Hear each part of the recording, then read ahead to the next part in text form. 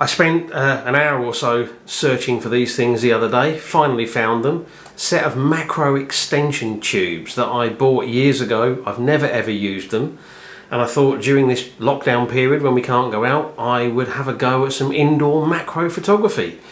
Now all I've got to do is work out what am I going to photograph and exactly how do I use these things.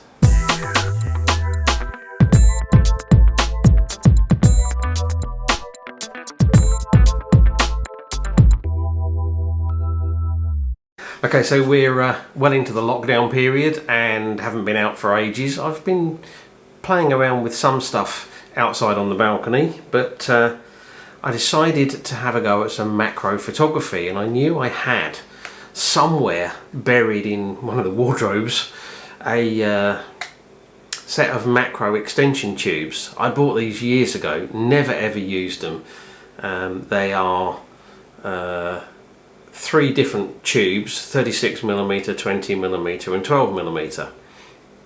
And what you do with these is you put them between the camera body and the lens, and what it does is because it moves the lens further away from the sensor, it changes the focal point, which means you can get in much closer to the subject, so it becomes effectively, it creates a macro lens. Not as good as a dedicated macro lens, but you know, okay for having a bit of a play around. As I said, I've never used these before, so I've got no clue what I'm doing, and well, I thought I'd share the experience with you, see what we can do. I hope you'll enjoy the video. If you do and you're not already a subscriber, please consider hitting subscribe, and if you're already a subscriber, thank you very much, I appreciate that. So my first challenge is, what am I going to shoot? I've been sort of searching around and I found this bit of kind of furry black cloth, which I had some time ago when I was trying to manufacture a wind muff for one of the camera microphones. Never succeeded, but I thought maybe I could do something with that, but couldn't really see what. I found this little pebble, little tiny thing. I think it's probably something that ended up getting stuck in my camera bag one day when I was out and about, and it's obviously still been floating around on one of the shelves ever since. Tiny, but I thought maybe I could do something with that. I toyed with the idea of, you know, getting out some kitchen utensils, some forks, whatever it might be, and I might still do some of that later on. But in the end, I decided, where's it gone? I would have a go at using this. It's a shell. And I thought if I could use this as kind of a base, and maybe use the pebble inside the shell somehow to create a bit of interest, maybe that would work. And I'm going to put some water in it to make it shine. I don't know, we'll give it a go.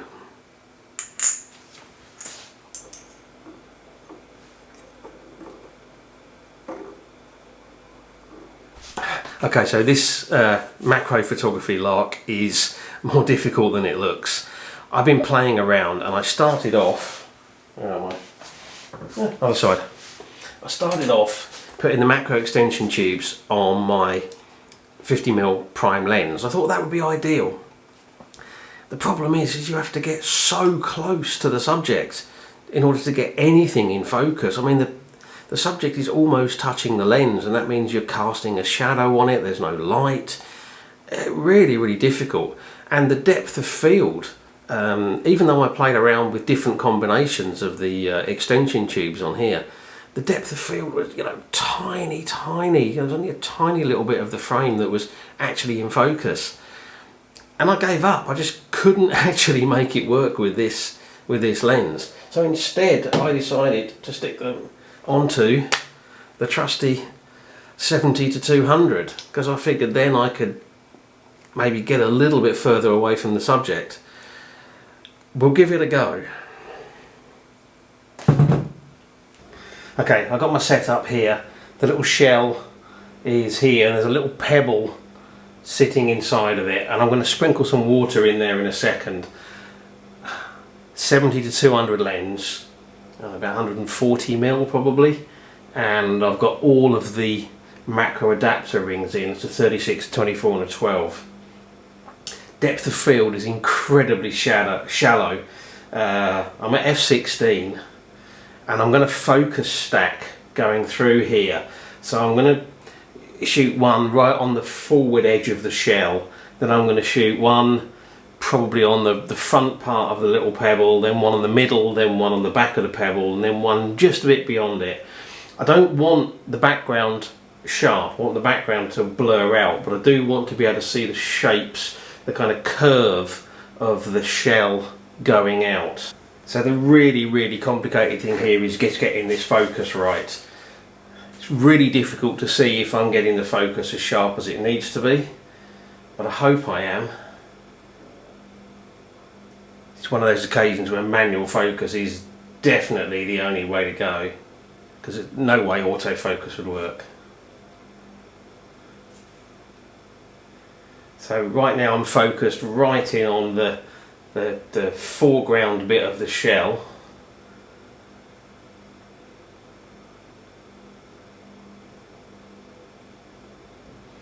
Time to put a little bit of water in.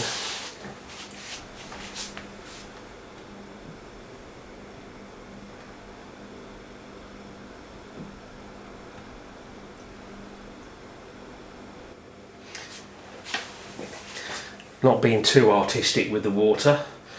Okay, so we'll take the first shot. 2-second timer. Okay, so now I'm going to focus in on the front edge of the little pebble, the closest point to me, if I can see what I'm doing. It's really difficult to see.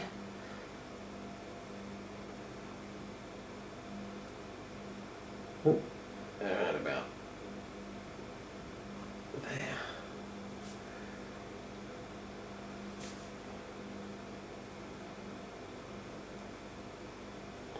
It's about as sharp as I can see it's going to be. So take the second shot.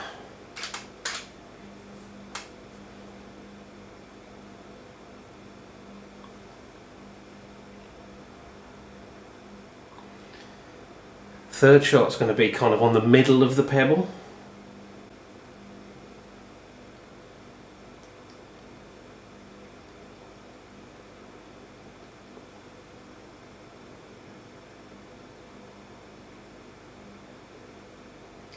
And what I'm trying to see is if I've actually got any texture that's showing through.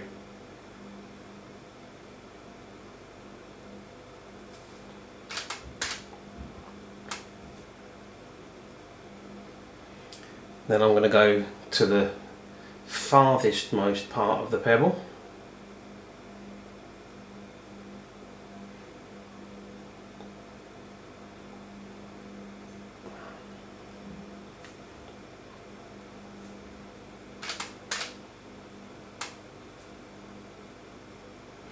And then I'm going to go a little bit further out, just onto part of the patterned part of the shell.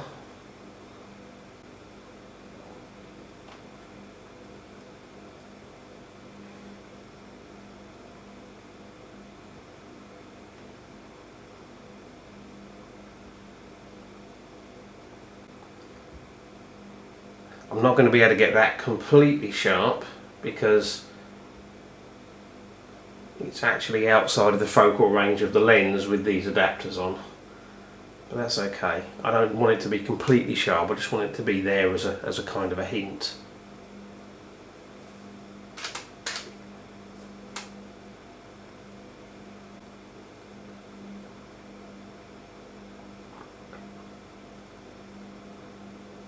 One, two, three, four. Yep, okay. We'll see how that works out.